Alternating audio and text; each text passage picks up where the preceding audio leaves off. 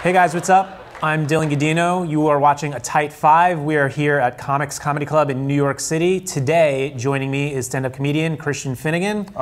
Christian, thank you so much for being here. I feel like we're opening up a supermarket right now. You are on TV quite a bit, and you're here. You know that this is just for the internet, right? Yes. 5 years from now, I plan to only appear via hologram. Really? Did I tell you I have bone cancer?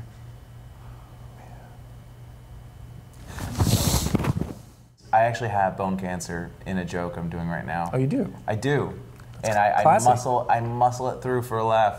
It's actually more of a story. Talking about how men get punished when they take sort of fashion risks. Okay. And that the first time I ever took a fashion risk was on field day in 5th grade, where I wore a pair of hand-me-down purple shorts. Okay. And I thought I looked really awesome. And then I got on the bus and I found out otherwise. Right. And so, and I was talking about how all the girls started making fun of me, and I said one girl specifically, I don't want to say her name now, I'll say it on stage, but somehow not in an interview.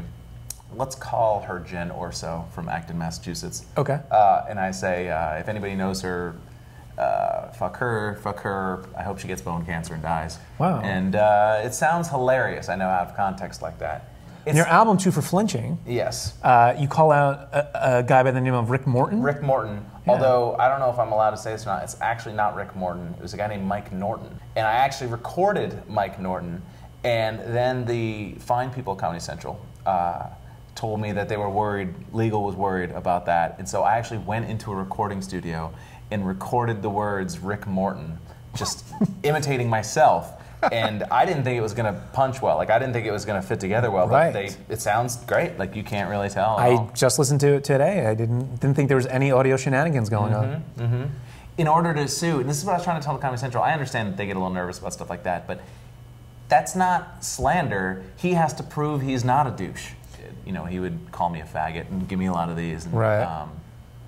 Yeah, which is why you began flinching a lot. And why I became a comedian, honestly. Right. But no, I kind of have this little thing, and I don't know if this will really bear fruit or not, but I have this thing that everything I ever put out in my career, album or DVD or whatever, I'm going to call out one person I hate from my childhood.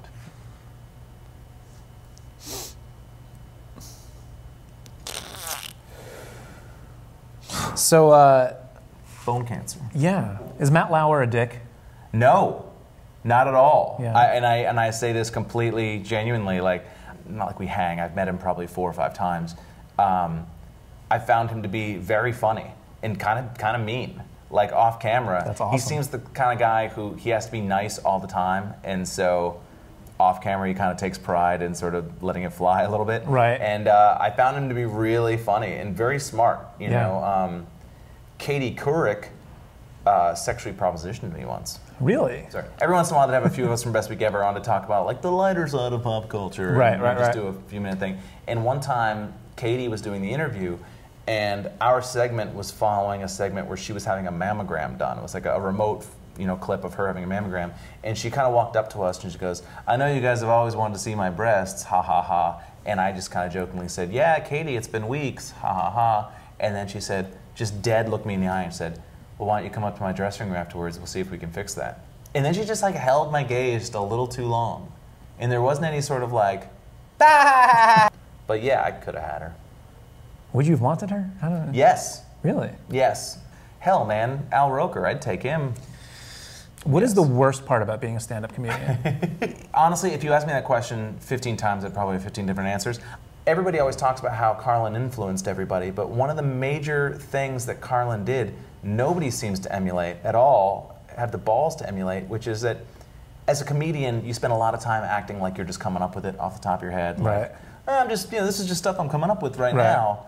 And in a lot of ways, that kind of lowers the stakes for you. Like, oh, you didn't laugh at that? Well, I'm just a guy up here talking. Right. You know what I mean? Whereas Carlin, like, really made you know that this is a performance you're watching. This is a performance. It's almost a theater piece. Yep. You know, I mean, it's not about like, hey, nice shirt or anything like that. It's like, no, I have spent a lot of time sculpting this hour of words, And I really admire that. That's kind of where I feel I want to take things in the future. Well, Christian, thanks for being here. My pleasure. It was nice having you. I'm Dylan Gadino from PunchlineMagazine.com. I wanted to mention this one thing. Buy 2 for Flinching. Please. Christian CD. It'll put food on his table. It'll nourish his chihuahua. A rabbit, 2 birds. Hamster died last week. Is that true? 2 weeks ago. Moment of silence? Yeah. Second of silence. Okay.